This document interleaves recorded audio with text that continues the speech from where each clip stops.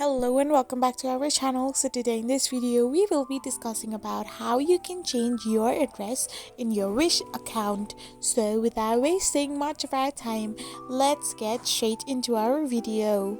First and foremost, to change your address in Wish, all you need to do is simply tap open your Wish app from your home screen.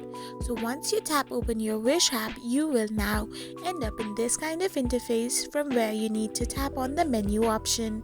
So once you tap on menu, now you need to tap on the settings option, and from there you can find the manage addresses. So you need to simply tap on it. And if you don't have any addresses, then simply tap on add a new address and type in your address details. So once you are done filling it up, you need to save it. Your address will be changed into your new added address. If you add more address in it, then that address will be changed according to the prompts given on screen, which are followed by you. So by following these simple easy prompts, you can simply change your address accordingly on your Wish account. I hope you found this video helpful, so don't forget to hit that subscribe button and do give us a thumbs up. We will be back again with these informative videos. Thank you for watching.